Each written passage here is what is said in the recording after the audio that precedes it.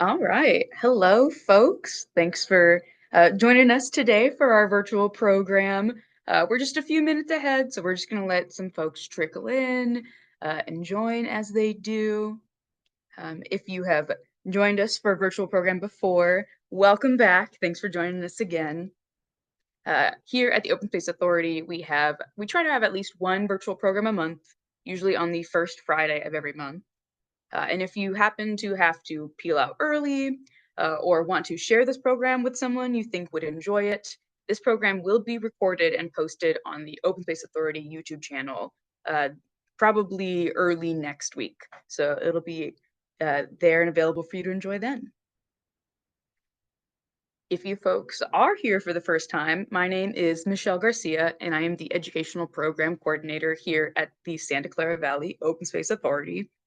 The Open Space Authority works to conserve the natural environment, protect agriculture, open spaces, and help wildlife and connect people to nature. And a part of my job is offering free educational programs, both in person and virtually. And that's why we're here today. In case you are not familiar with the Zoom format, this is a Zoom webinar, so we cannot see or hear any of you, but you can see and hear us. If you do have questions or comments at any point during today's presentation, feel free to click on the Q&A button at the bottom of your screen and type in your question and answer.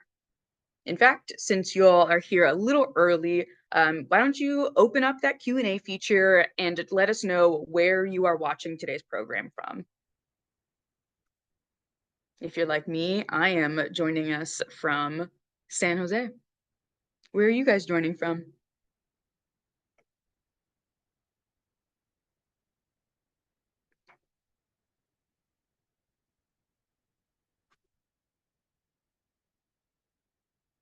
Come on, don't be shy. It's all right. It's good to just test to make sure you know the feature's working right.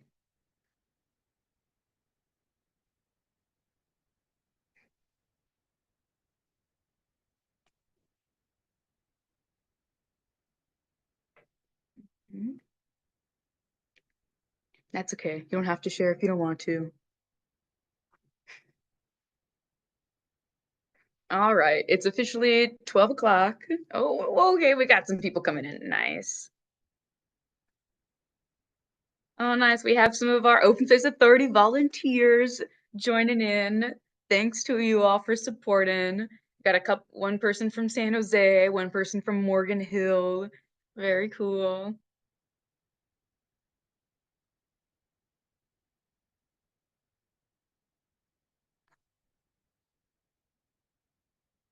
Well, thank you all for joining again today. In case you just joined in, my name is Michelle Garcia. It's a pleasure to have you all here today. The Open Space Authority does about one virtual program a month on the first Friday of every month. So if you enjoyed this program, tune in next month and we'll talk about another little piece of the work we do and great ways for you to get involved. Today, we are talking about the Santa Clara Valley Habitat Agency and how their work impacts not only the work that we do here at the Open Space Authority, but supports ecosystems all over the Santa Clara Valley. We are joined today by Matt Fogarty, who is Matt, can you remind me of your title? I'm so sorry. It's a long one. Senior Land Management and Monitoring Specialist. Yeah. And he's going to share with us a little bit about the work he does and maybe how we can learn a little bit more and support the work that the Valley Habitat Agency does.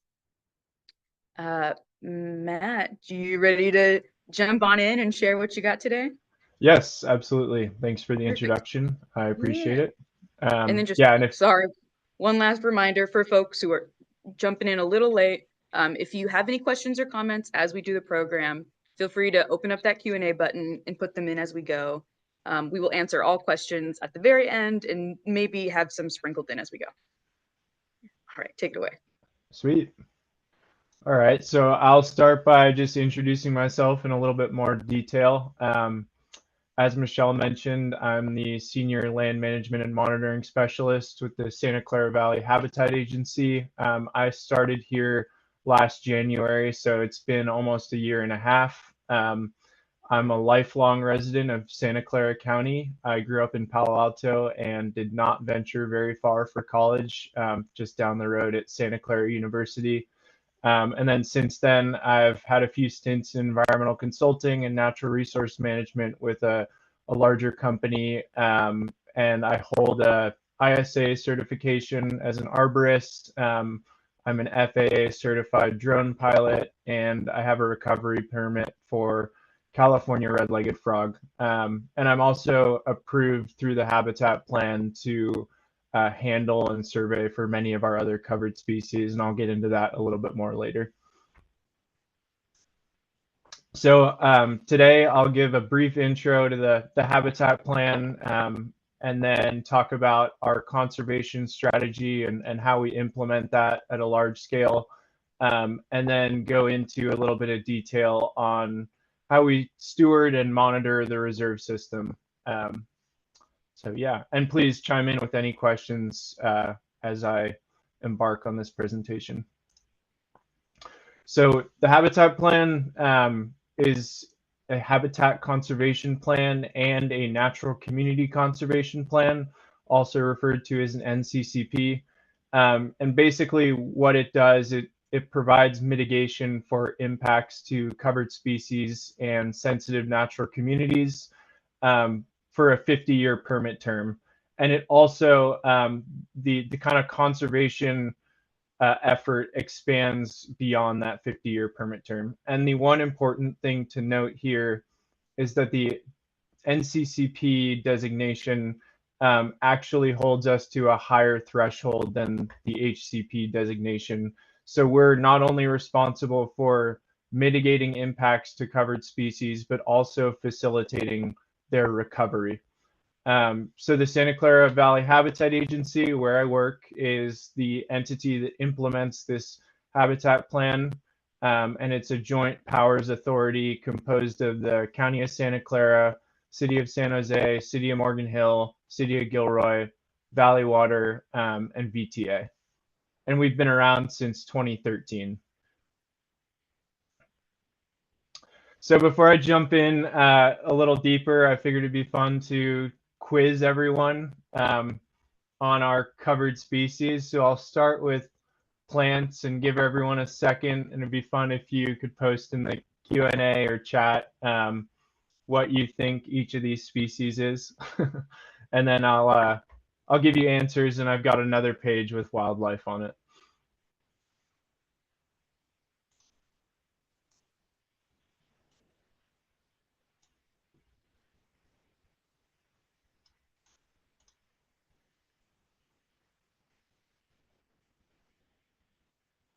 Don't be shy. See one I know, response. I love a quiz. Someone was honest and admitted they have no idea about any of them.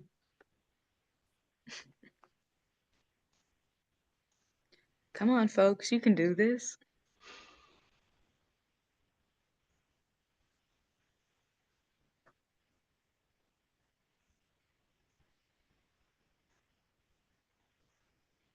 All right, some answers are rolling in. We've got one. They think number one is the Metcalf Canyon jewel flower. Number two, the fragrant fritillary. Number three, Dudleya. We got All more right. votes for jewel flower and fragrant fritillary.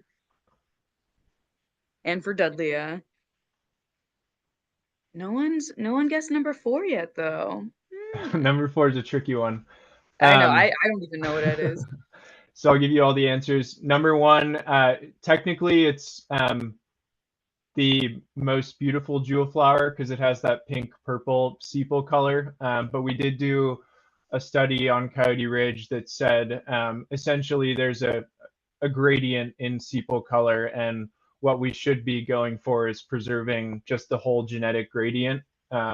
So you're mostly right. It is a Streptanthus species. And then number 2 is fragrant fritillary. Number 3 is the Santa Clara Valley Dudleya. So those were both correct answers. And then number 4 is Loma Prieta hoyta, which is not found very many places, and it's very hard to find in general. It's usually associated with thick manzanita stands along serpentine streams, so pretty fine habitat requirements and a limited range.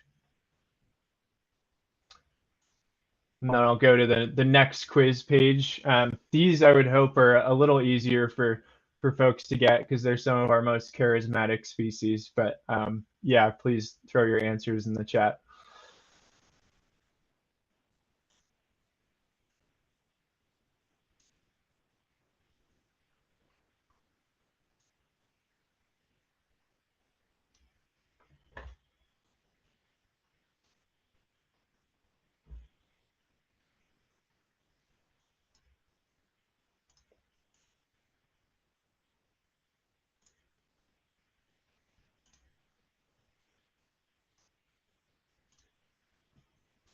Don't be shy.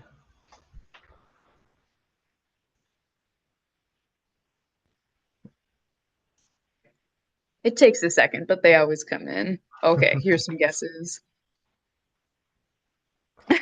One person said turtle, frog, butterfly. Yeah, nice. And we've got guesses for pond turtle, red-legged frog, and bay checker spot butterfly. More votes for red-legged frog and checker spot butterfly.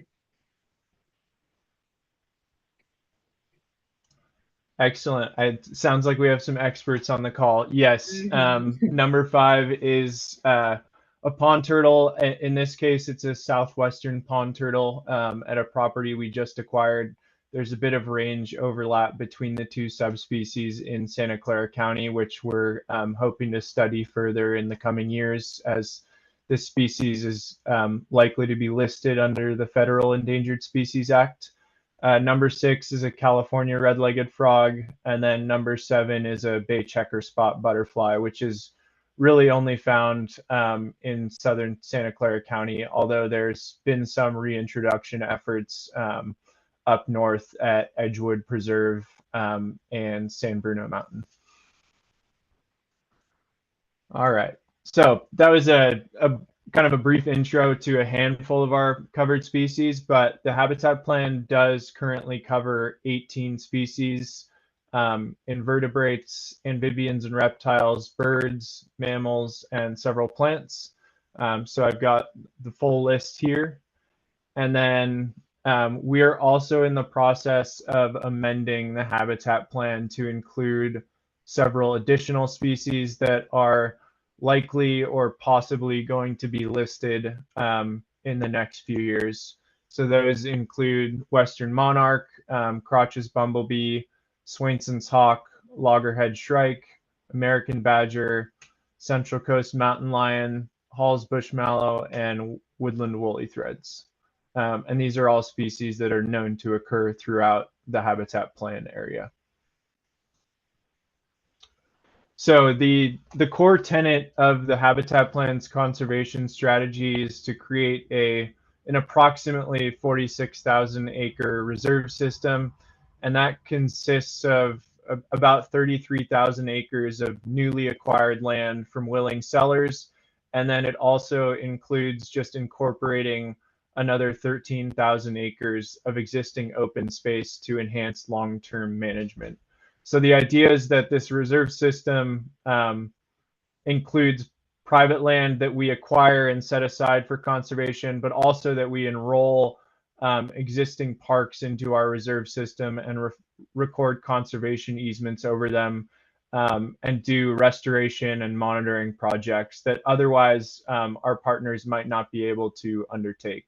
So a good example of that, the photo on the right is Serpentine at Coyote Ridge Open Space. And we fund almost all of the monitoring out there for bay checker spots and sensitive plants. So it really does unlock quite a bit of funding for research and adaptive management to include already kind of open space lands in the reserve system. And then as part of those acquisitions and stewardship goals, we are required to protect 100 miles of streams, preserve major landscape linkages, and then do quite a bit of wetland, stream, and riparian restoration, which we've already embarked on several projects. So today, as I sit here, our reserve system's at about 15,000 acres. So we're already tracking quite well against that larger goal of 45,000. The properties highlighted in yellow are acquisitions that have taken place this calendar year. And to date, the vast majority of our acquisitions have been from willing sellers and private landowners. So the only large open space reserve enrolled that we did not help acquire in fee and title is Calero County Park, where we hold a conservation easement. And a lot of these land acquisitions are funded through fees we get from impacts, and then also a significant amount of grant funding from state, federal, and local partners. So I'll take us on a quick tour through a few of my favorite reserves coming up here. And yeah, if you have any questions or want to learn more about each of these properties, please ask in the Q&A. So Richmond Ranch, which we just acquired basically 944 acres of this 3,600 acre property just north of Coyote Ridge. And ultimately this entire property will be enrolled in the Habitat Agency Reserve System. County Parks purchased about 1,500 acres, and then we're fundraising for the final phase of the acquisition that consists of 1,200 acres. But this property is a gem when it comes to biodiversity. On the left there, you see one of our consultants holding a California red-legged frog adult found in the stream. Top center, you see a bay checker spot butterfly on the right, and then also what we think is Tiburon Indian paintbrush. We're going to be doing genetic studies, but we expect those studies to confirm that this is one of only 8 naturally occurring populations in California. It would be the 3rd population found in Santa Clara County. And there's a nice landscape shot of serpentine outcrop on the bottom with rolling hills in the back. And then on the right is a larval California tiger salamander that's pretty far along in its development because this photo was taken in May. And I would expect by now this individual has fully metamorphosed and dispersed into the upland where it will spend the summer and part of the fall sheltering in a rodent burrow.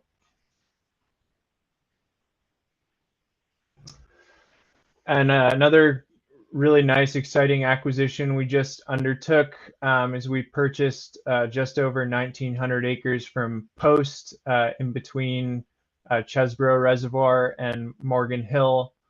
This property is called Lakeside Ranch. It has several hundred acres of serpentine, a stream breeding population of foothill yellow-legged frog, which is, you see those egg masses mixed in with the cobble in that second image in on the right. There's a adult western pond turtle basking on a rock there. This property has what I would say is the most robust population of pond turtles in the reserve system. Of all age classes, that photo that I showed you of the hatchling earlier was taken here. And then on the right, you see a fairy lantern with the Loma Prieta hoita in the background.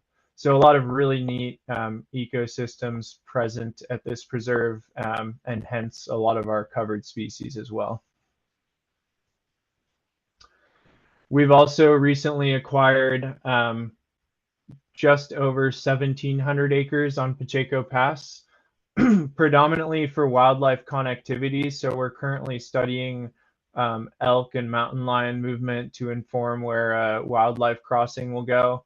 But there's also several ponds present, and we've documented larval monarch butterflies on all these properties out there.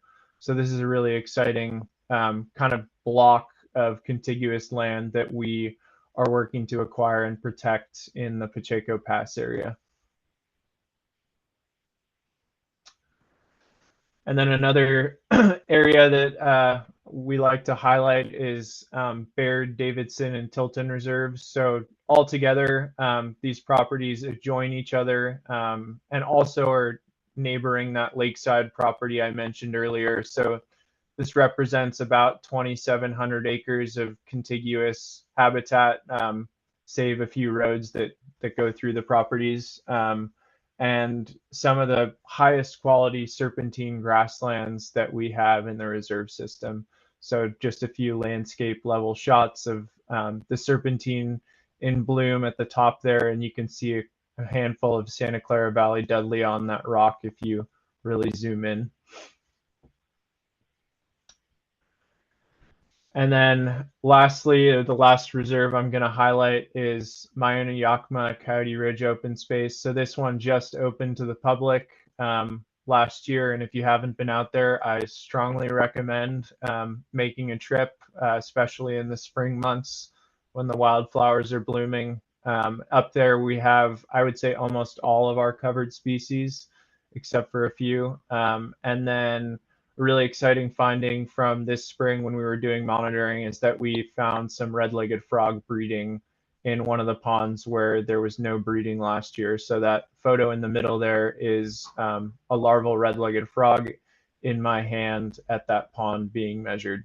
And then on the right is the fragrant fritillary, and there's 3 populations of that species at Coyote Ridge, one of which you can see in February if you come out.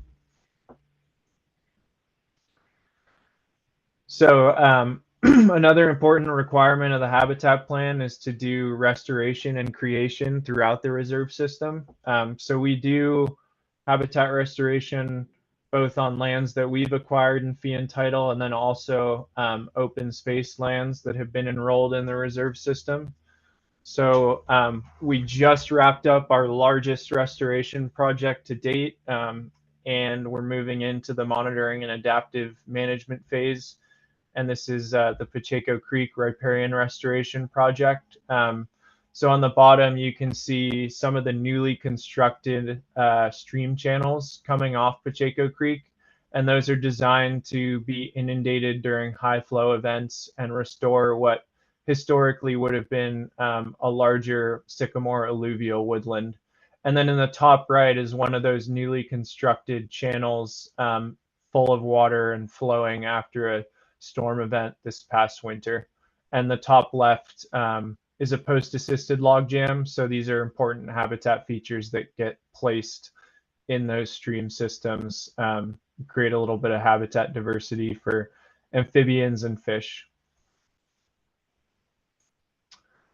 And then another example of a restoration project that we have completed is a pond and wetland restoration at Calero County Park. And this project was largely complete before I joined the Habitat Agency, but again, went from pretty degraded cattle pond and wetland to a really thriving wetland ecosystem. So the top left is a larval California tiger salamander that I pulled out during monitoring this spring. And you can see the margins of the pond and wetland have really been colonized by spike rush and some other native aquatic plants that provide excellent refugia for our amphibian species. And we also did a large creek restoration project at Grant County Park, kind of in the eastern part of the county.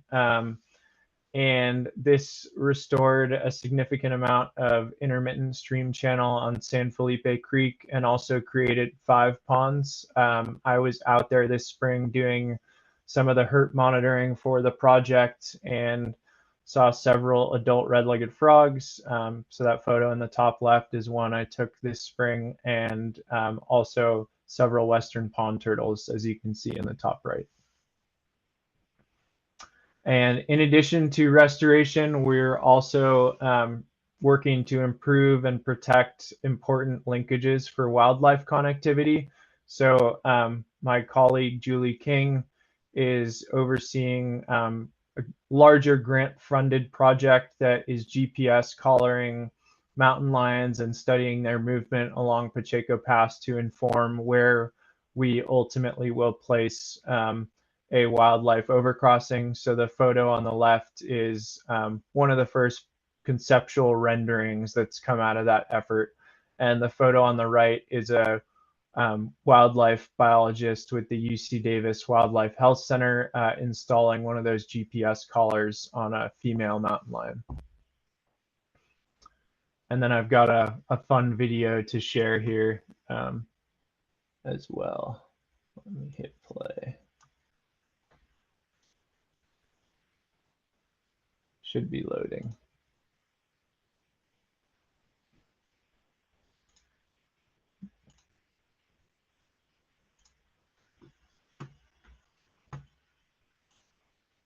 There we go.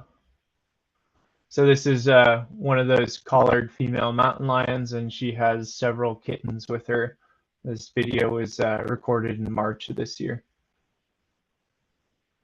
Yeah, pretty cute, and they've gotten a lot bigger since then.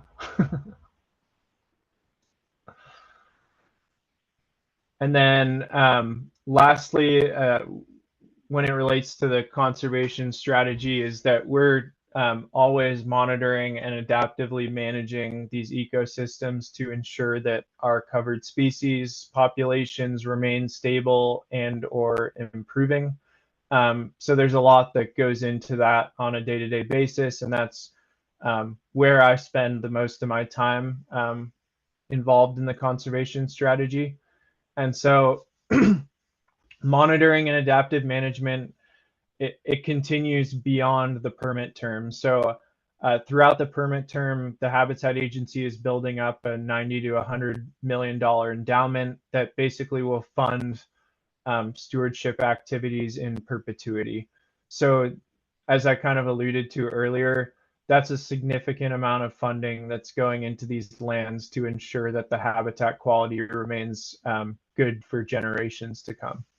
And there's, I would say, a few kind of high level things that go into that. So one of our most important management tools is cattle grazing. Atmospheric nitrogen in our area is a problem, and nitrogen from tailpipe emissions ends up being deposited on grasslands and serpentine grasslands in particular that would not have been hospitable to native or to non-native grasses, have been essentially fertilized by nitrogen deposition. So we see a lot of exotic annual grasses invading serpentine habitat. And the good thing is cows selectively eat those grasses. So we use cattle to reduce non-native cover in our sensitive serpentine grassland habitats, and they do an excellent job of that. So on the left is a handful of cows grazing adjacent to a seep occupied with Mount Hamilton thistle, one of our covered species. And then we're, as I mentioned, required to monitor species populations in perpetuity. So we do a combination of in-house surveys, and then also we do contract with external service providers. And the way this typically works is we establish a baseline inventory right after we've acquired a property, and then we continue to monitor species populations against that baseline.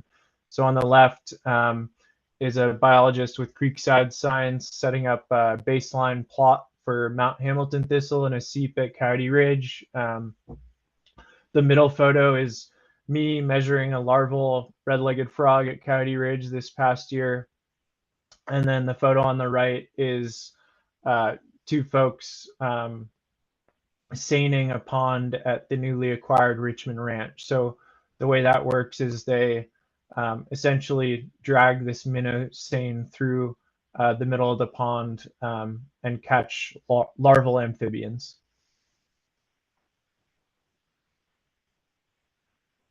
And then we also are quite proactive in managing invasive species. So a few of our highest target species are pictured above. Yellow star thistle in the top left and barb goatgrass in the bottom right are two of the few species that can colonize serpentine habitats. So those are two we tend to prioritize as they can degrade those sensitive habitats where most of our covered species are found. The top right is artichoke, which isn't really found on serpentine, but it can take over entire blocks of rangeland and really reduce species richness. So we've gone after that as well. And then in the bottom left is black mustard, which also tends to just displace native grasses and forbs, especially in disturbed areas. And I personally oversee a lot of this work that's done by external contractors, and that's all tracked in a GIS database on our end. So I can see where we've had inspections done, where we've treated plants, and stack records year over year to make sure that we are continuing to strategically attack those species. And that's kind of everything I've got prepared today. But I know folks are probably interested in how to support the Habitat Agency's important conservation work. Continue to advocate for funding at the local, state, and federal levels for conservation work. Even funding our partners like OSA and county parks and Peninsula Open Space Trust. All that work helps us implement this regional conservation plan, and folks with those organizations do an excellent job. So please continue to support them if you're supporting them. Participate in volunteer events, local area. We also do have a nonprofit arm called Friends of the Santa Clara Valley Habitat Agency. If you'd like to donate, those proceeds go to us and fund restoration projects and land stewardship. And then, yes, that is basically all I have. And I'm open to soliciting questions. And then my email is pasted below. If you have follow-up questions, feel free to email me or want to visit one of our reserves. Please shoot me a message.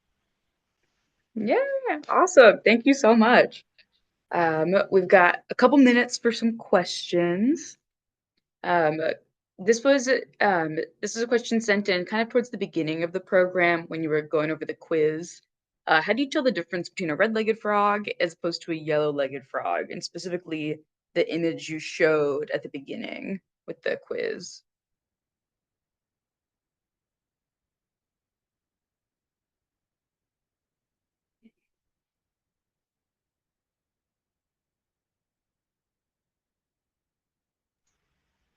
Sorry, No navigating worries. back.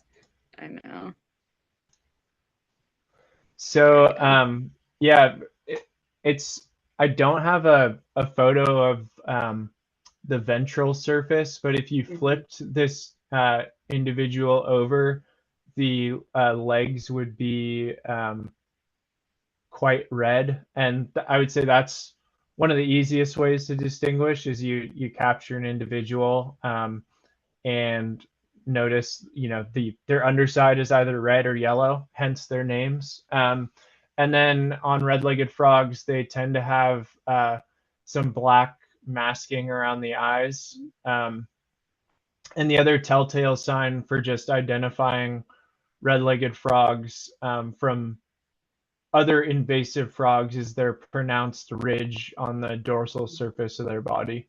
Um, and then in larvae, the dorsal, so the dorsal ridges are also starting to show on the larvae. So that's one of the ways you can tell a red-legged frog tadpole from another tadpole is those yellow speckles forming along the ridges. Oh, very cool. Another question was, I might say this wrong. Where's the least Bell's Vero found?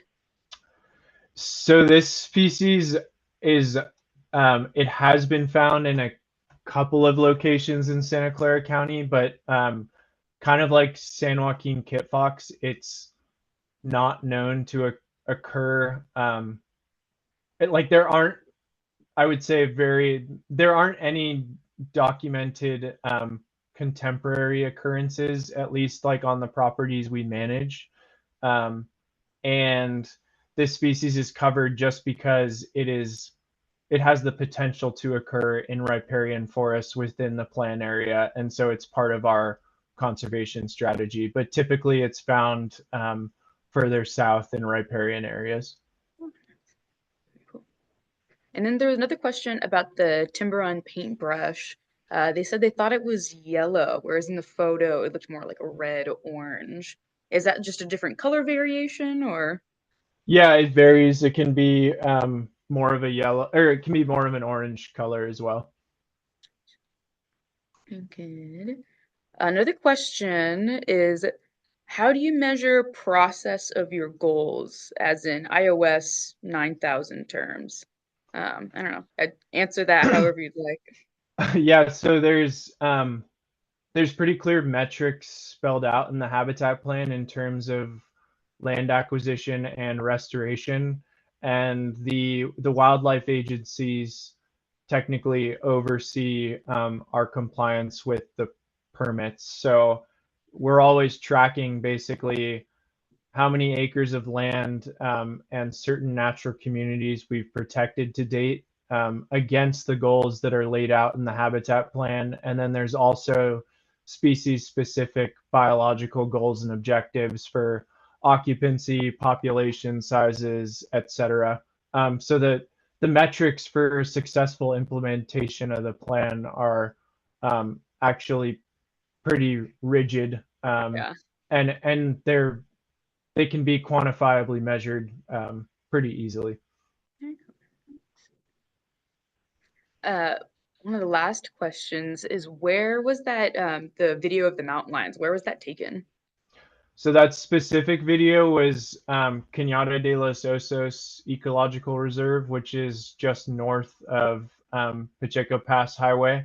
So we collared one individual there, and then we've collared two other individuals south of State Route 152 on our preserves.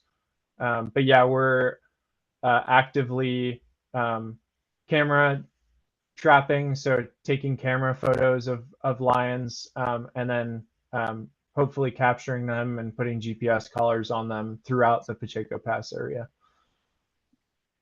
And then last question. I know you didn't share about this project in this presentation, so if you don't have any updates, that's fine. But do you have any updates on the burrowing owl project, Yes, or how's it going? the Burrowing Owl Or that you're project is, willing to share? yeah, it's Yeah. going very well.